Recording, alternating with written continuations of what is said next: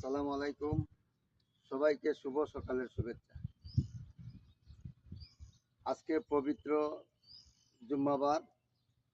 এই জুম্মাবার উপলক্ষে সবাইকে শুভেচ্ছা, শুভকামনা, সালাম এবং শ্রদ্ধা। আসসালামু আলাইকুম। আজকের দিনটি আমরা যথাযোগ্য মর্যাদায় পালন করি। আজকে পবিত্র শুক্রবার।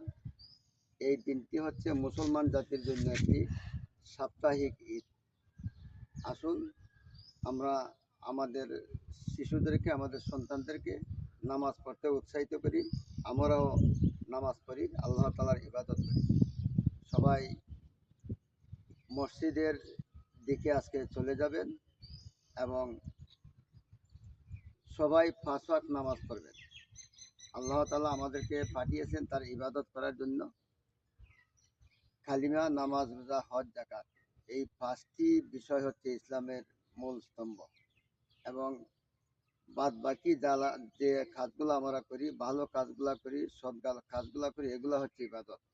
আমরা ইবাদত করব সৎ কর্মের মাধ্যমে, সৎ কাজের মাধ্যমে, এবং আমরা জীবিকা নির্বাহ করব সৎভাবে।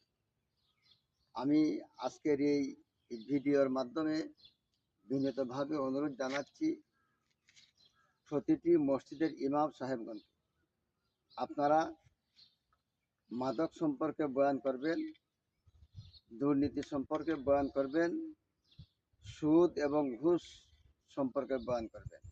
অর্থাৎ যে সমস্ত বিষয়গুলো ইসলাম স্বীকৃত না, ইসলামের বহির্ভূত বা ইসলাম বিরোধী, ওই বিষয়গুলোর বিরুদ্ধে আপনারা ওয়াজ করবেন।